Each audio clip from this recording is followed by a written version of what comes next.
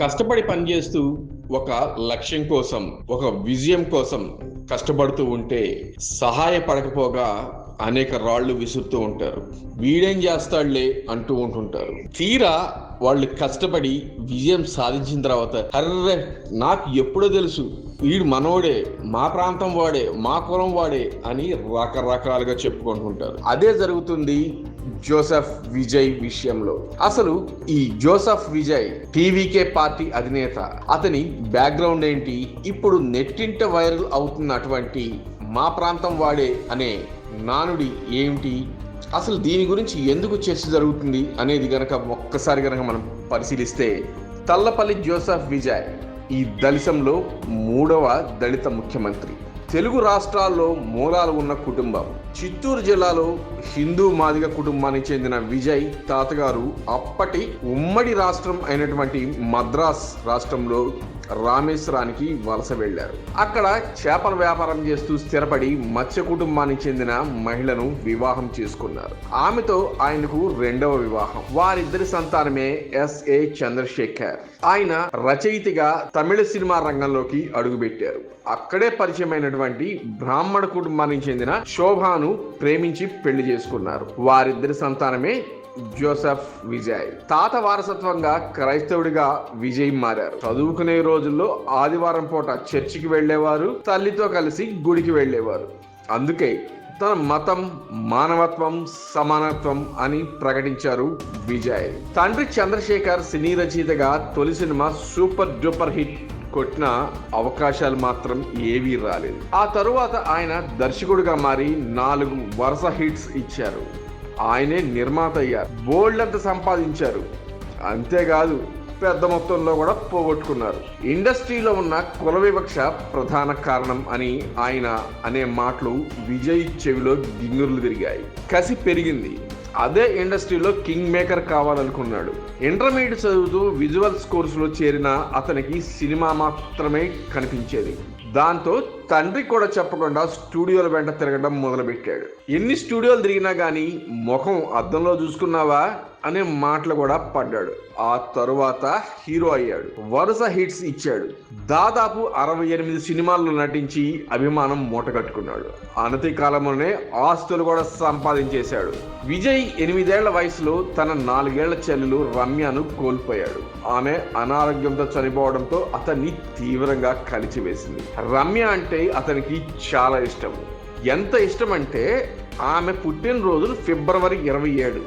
అందుకే విజయ్ కార్ల నెంబర్లు 0227 అంటే ఫిబ్రవరి 2, 27 అనే అర్థం వచ్చేట్టుగా 0227 అనే కార్లను మాత్రమే ఉపయోగిస్తూ ఉంటాడు. సినిమాల్లో సక్సెస్ అయిన తర్వాత తన వీరాభిమాని లండన్ లో ఉండే సంగీతను ప్రేమించి పెళ్లి చేసుకున్నాడు. విజయ్ కు 2 పిల్లలు. అయితే అనూహ్యంగా 25 ఏళ్ల తర్వాత విడాకులకు కోర్టుకు ఎక్కారు. కారణం నటి త్రిష. వీరి మధ్యకు రావడమే. సహజీవనం చేస్తున్నట్లు తెలిసి భార్య సంగీత 2 ఏళ్లు తన్ని మార్చుకునే ప్రయత్నం చేసింది. తీవ్ర మానసిక క్షోభకు గురైంది. కోర్టు మెట్లెక్కింది. ఎన్నికల్లో గెలవకూడదని కూడా చాలా ప్రయత్నించింది. 250 కోట్ల భరణం అడిగింది. అయితే విజయ్ మాత్రం తాను 35 కోట్లు ఇస్తానని, పిల్లల బాగోగులు మాత్రం తానే చూసుకుంటానని కోర్టుకు విన్నవించుకున్నాడు. 2020 సంవత్సరంలోనే చంద్రశేఖర్ తన కుమారుడి పేరిట దళపతి విజయ్ అని ఒక రాజకీయ పార్టీని కూడా ఏర్పాటు చేశారు. ఆయనకి ఎంత ముందు చూపుంటే తన కొడుకు మీద రాజకీయ పార్టీని ఏర్పాటు చేస్తారు.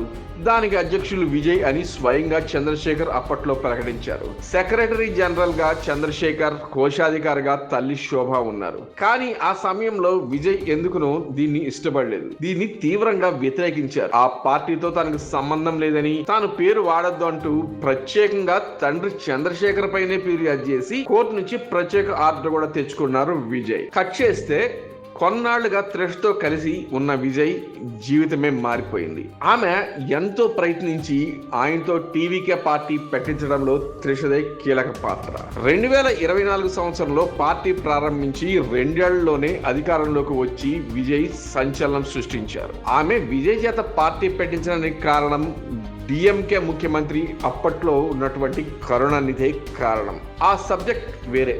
తొలిసారి ఎన్నికల్లో ఆయన 2 స్థానాలకు పోటీ చేసి 2 బంపర్ మెజార్టీతో గెలుచుకున్నారు. అందులో ఒక స్థానానికి రాజీనామా చేయాల్సిన తప్పనిసరి పరిస్థితి. ఆ స్థానం నుంచి త్రిషను పోటీ చేయించి ప్రభుత్వ సలహాదారులుగా నియమించుకోవాలని విజయ్ ప్లాన్. కానీ జీవితంలో ఎదగటానికి, విజయం సాధించడానికి, కోల్పోవడానికి, కుప్పకూలిపోవడానికి ఒక మహిళే కారణం అనేది ఎప్పటి నుంచో మహాభారతం నుంచి ఎన్టీఆర్ వరకు వింటున్నాం, చూస్తున్నాం. మరి విజయ్ జీవితాన్ని త్రిష ఎలా మలుపులు తిప్పుతుందో వేచి చూడాలి. ఇక ఇది ఇలా ఉంటే విజయ్ విజయాన్ని తమిళ ఇండస్ట్రీ కూడా ఇంకా జీర్ణించుకోలేని పరిస్థితి నెలకొంది. ఎవ్వరు ఊహించని విజయం ఇది. స్టాలిన్ లాంటి నేతనే ఇంట్లో కూర్చోబెట్టిన పరిస్థితి. అందుకే ఇండస్ట్రీలో మహా స్టార్స్ అంతా ఇంకా షాక్ లోనే ఉన్నారు. కనీసం కలిసి అభినందనలు చెప్పడానికి కూడా నోరు పెగలడం లేదు. మరి ఇది కదా విజయ్ విజయం అంటే. కొడితే ఇలాగే గట్టిగా కసిగా ఉండాలి. అదే విజయ్ గట్టిగా ఏలవేసి ఢంకా బాయించి తడాకా చూపించాడు. ఎంజీఆర్, కరుణానిధి, జయలలిత తర్వాత తన పేరును లిఖించుకున్నాడు. అయితే మధ్యలో వచ్చిన అనేక మంది పార్టీలు పెట్టారు, వెళ్ళిపోయారు, కానీ ఇంతగా విక్టరీ సాధించిన వాళ్ళు ఎవరు లేరు. దట్ ఈస్ దళపతి విజయ్. అతని చివరి చిత్రం జననాయగన్. ఈ చిత్రాన్ని ఎన్నికల ముందు ఎంతో మంది ఆపారు. కానీ విజయం సాధించిన విజయ్ ఈ జననాయగన్ గా ప్రజల మనసుల్లో చిరస్థాయిగా ఉండిపోయారు.